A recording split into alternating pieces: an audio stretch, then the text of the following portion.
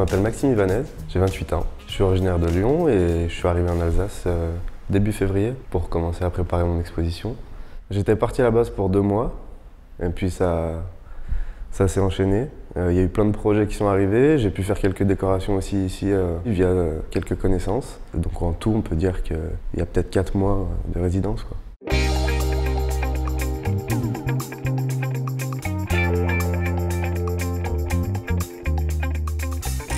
L'exposition s'appelle Perspective, au pluriel. Non pas pour le côté de la définition exacte du mot perspective, mais c'est plus au sens que chacun peut percevoir. Une perspective, c'est un point de vue, c'est une vision de la vie en fait. Avant d'être quelque chose de très droit, géométrique, moi au contraire, j'ai horreur de la géométrie et de ce qui est très droit. Je vais plus aller vers quelque chose de complètement désordonné, et qui pour moi correspond en fait à ma vision de la perspective, et c'est en fait pour faire découvrir cette vision-là aux visiteurs.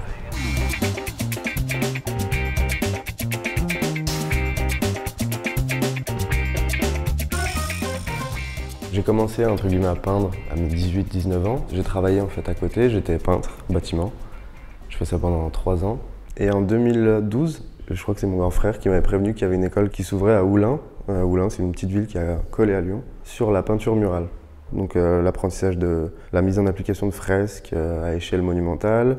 C'est l'entreprise Cité de la Création qui est à l'initiative de cette école. Ils sont associés avec une école qui est assez réputée, qui s'appelle Émile Cole, qui est à Lyon aussi, et qui, eux, sont vachement dans le dessin animé, la bande dessinée, et on va dire l'animation, un petit peu jeux vidéo, etc. Donc en fait, cette école a duré 3 ans. Pendant ces 3 ans, on a eu toutes les bases de dessin, de peinture, etc.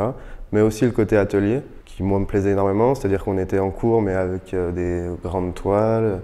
On apprenait à les maroufler sur les murs, on a appris toutes les méthodes, les compositions, etc. Je suis sorti en juin 2015. J'ai eu mon premier gros projet qui était de décorer l'hôtel des Congrès à Villeurbanne, qui était une très grande façade, qui était pour moi mon plus gros projet jusque-là.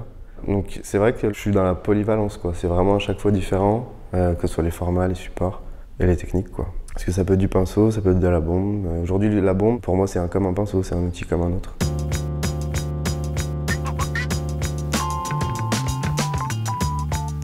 Mes influences sont en partie inspirées de dessinateurs de bande dessinée français, entre les années 70 80.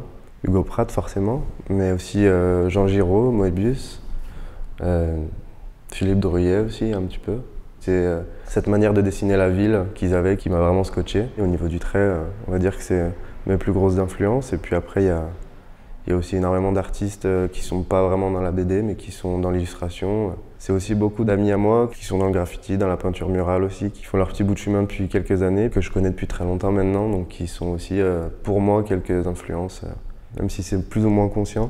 Donc voilà, je dirais que c'est vachement inspiré de la BD beaucoup, et puis aussi de ce que je peux faire en croquis urbain et en croquis lâché, quoi.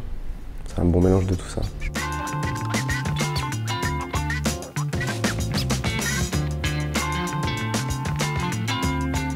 Tout mon univers, on va dire, est issu vraiment d'un travail sur la ville, sur l'architecture, que moi, en fait, j'ai un petit peu adapté à ma vie ici, en fait.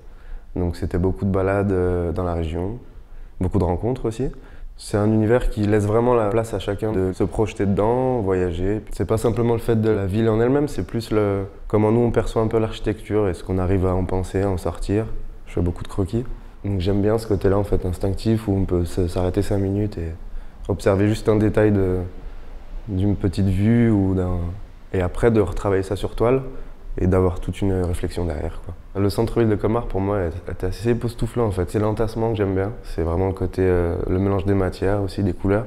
Je m'attendais pas à ce qu'il y ait autant de couleurs, assez flash. Il y a pas mal de petits clins d'œil. Après c'est vrai que j'ai choisi non plus de pas récupérer un bâtiment tel quel. Je voulais plus m'en inspirer et puis argumenter autour en fait. C'est plus l'ambiance générale que j'ai retenue.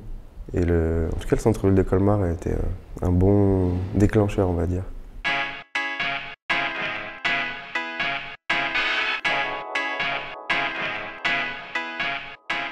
Durant ma résidence, j'ai réalisé plusieurs sérigraphies. J'en avais jamais fait. Depuis que j'ai 18-19 ans que je suis à Lyon, on m'a souvent proposé, mais j'ai jamais eu l'occasion vraiment de m'y mettre dedans et puis de rencontrer les bonnes personnes aussi. Et en arrivant, en fait, Nathan, au sein de la galerie, avait récupéré en fait, tout ce qui était matériel pour monter un atelier de sérigraphie. Et donc, on en a réalisé 4. Moi, j'ai pris un croquis en fait, d'une grue portuaire qui se trouve juste derrière. Et donc pour l'exposition, on a contacté un vigneron indépendant, Victor Roth, et puis l'idée c'était de faire en fait un coffret. Moi j'ai fait un design d'étiquette et puis une sérigraphie à l'intérieur. Tout ça dans un coffret, donc qui sera disponible à l'exposition.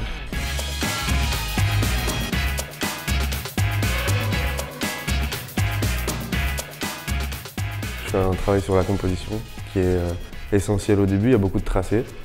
Après je suis assez, impulsif dans le geste et dans la mise en couleur.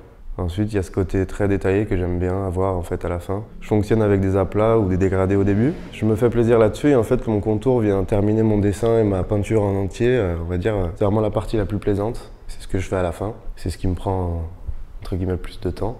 Mais c'est ce que j'aime le plus en fait. Celle-ci, il y a ce premier plan en fait qui est la base réelle. C'est tiré d'un quartier de Lyon où j'habite. Une petite rue qui, je la prenais souvent en fait et puis elle descend en fait très vite. Et je me suis toujours imaginé ça en fait. Le fait de pouvoir descendre et d'imaginer au loin une autre ville qui serait complètement différente, c'est vraiment ce que je voulais refaire ressortir. Et le jeu d'ombre en fait, ici je l'ai vraiment utilisé comme un sens et une direction. Après encore une fois, chacun de la prendre dans le sens où il veut. Mais on a quand même cette ligne qui nous fait avancer qui nous fait prendre cette rue et plonger petit à petit dans la ville.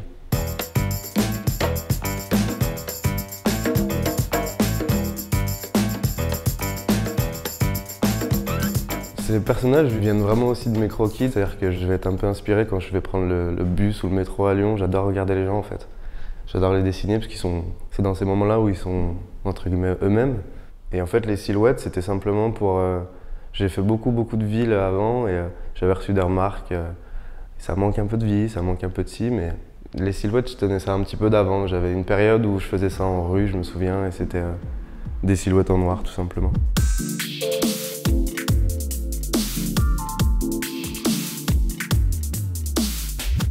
Artistiquement, après avoir fait beaucoup de tableaux, soit de décorations ou de commandes pour les gens, on avait sans cesse ce côté-là de toujours nous demander d'avoir quelque chose de lumineux, dans les jeux de lumière, que ce soit en plein soleil, de jour, etc. Et c'est vrai que le côté nuit, je l'ai très peu travaillé, à part pour moi personnellement. On va dire que je rendais mes boulots avec les contraintes qui étaient spécifiées, c'est-à-dire dans la lumière, dans la journée. Et puis je les faisais aussi pour moi, mais de mode nuit. C'est-à-dire que j'avais toujours une espèce de double. J'aimais bien ce côté-là en fait. Et puis là, je me suis dit que sur des grands formats, ça pourrait être sympa. On a peut-être plus tendance à se projeter quand on est... ça fait peut-être plus rêver en fait la nuit. Je sais pas. Moi en tout cas, ça me fait un peu plus rêver, je crois.